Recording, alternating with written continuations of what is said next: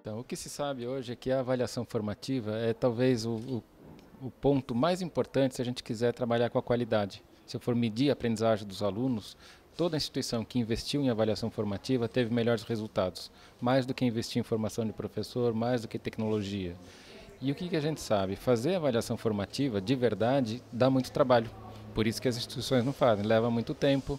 Né? Você tem um processo de registro do pensamento do aluno para o professor poder intervir. E como é muito trabalhoso, a gente consegue usar a tecnologia para facilitar esse processo. Isso independente do aluno estar à distância ou estar presencial. Então eu trago isso para a discussão porque a gente acaba trazendo a qualidade para essa discussão. Então se a gente conseguir oferecer cursos de qualidade, e a gente vê a qualidade da intervenção do professor no processo da avaliação formativa, então a gente tem uma garantia de que vale a pena remunerar mais, vale a pena dar mais horas, né? E o processo da avaliação formativa, ele tem três componentes básicos, né, principais. Um deles é você conseguir propor um problema que seja desafiador, instigante, onde o aluno tenha que pensar e mostre o que está pensando. Então, nesse momento que o aluno mostrou o que está pensando, que é o primeiro critério, que eu provoquei, eu ativei o aluno, o professor vai dar um feedback. Aí tem a intervenção do professor. Isso é muito visível. Então, quando a gente discute, será que tem que pagar mais o professor? Se o professor não estiver fazendo nada, ele foi lá e corrigiu, como ele corrigiria no papel, por exemplo, uma prova, é muito difícil você conseguir argumentar e falar tem um valor, ele gastou mais tempo. Agora, no momento que você vê uma intervenção registrada, o que o aluno pensou, como o professor deu esse feedback, aí a gente tem como defender, olha, tá vendo? O uso da tecnologia, o trabalho à distância permitiu que isso acontecesse. E o terceiro ingrediente que vem na avaliação formativa, que é muito importante, é a autoavaliação do aluno e a avaliação que ele faz dos pares. Porque no momento que ele para refletir sobre como é que ele está e como é que ele se compara com outros, ele se desenvolve. A gente diz que está desenvolvendo a metacognição. Então, nesse processo, ele depende de conhecer o pensamento dos outros. E aí, de novo, a gente precisa de tecnologia. Então, por isso que eu defendo entrar com a avaliação formativa nesse momento, onde a tecnologia tem tudo para facilitar um processo que a gente sabe que é importante e não tem conseguido fazer bem. A tecnologia, ela, em princípio, registra todos os processos. A gente sabe, no mundo educacional, que uma das coisas que mais funciona em formação de professor é você filmar uma aula e depois discutir com o professor. Olha como você deu aula, olha como seu colega dá essa aula, o que poderia ser melhorado, qual foi a participação do aluno na aula. Então, esse filmar uma aula dá muito trabalho. Você gasta o mesmo tempo assistindo a aula que você gastou dando a aula. Então é inviável. Agora, no momento que a gente usa a tecnologia, você registra os processos. Você registra, por exemplo, as intervenções do aluno, as perguntas que o professor fez, usando os ambientes que a gente está acostumado. Ou o ambiente LMS, que a gente diz, né, um ambiente de curso, ou os ambientes colaborativos, ou até mesmo as redes sociais.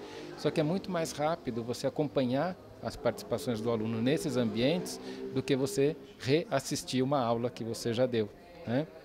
Então, nesse sentido, a tecnologia traz um processo muito rico de registro, de documentação.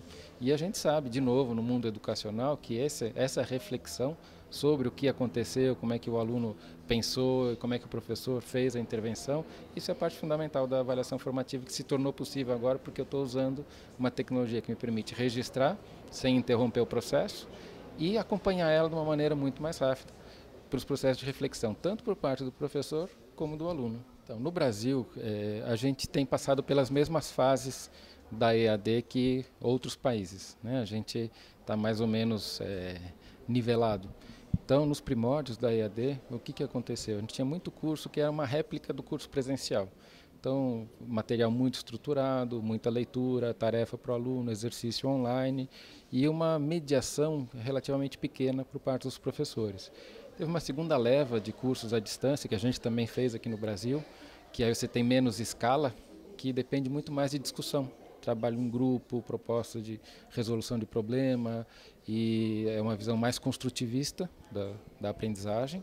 E a gente chegou a fazer várias experimentações aqui no Brasil também. Não é que uma elimina a outra, a gente continua vendo vários modelos, existe uma diversidade enorme de cursos. E atualmente a moda fora do Brasil são os cursos massivos. né, que as universidades principais começaram a oferecer, elas abrem os cursos dela, qualquer pessoa pode se inscrever, então você tem um curso com 15 mil alunos, por exemplo. Né? E é muito interessante, porque nesses cursos a mediação tem que ser completamente diferente. O papel do professor não pode mais ser nem mediador, né? Porque tem 15 mil, não consegue mediar. Então, quem faz a mediação são os próprios alunos. Né? Funciona, a gente chama de um conectivismo.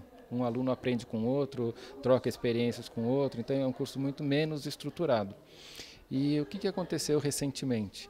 Alguns desses cursos massivos, eles foram abandonados no meio. O professor falou, não vou continuar. Isso agora, recentemente, 1 ou 2 semanas atrás. Um deles era um curso para mostrar como é que se dá um curso desse tipo. E acabou no meio. Agora, o que tem de interessante nisso? Como tudo fica registrado, as pessoas vão ver por que não deu certo. Como é que o professor preparou o curso, como eram as atividades, qual estava sendo a participação dos alunos. Então isso é muito rico. A gente consegue melhorar durante o voo.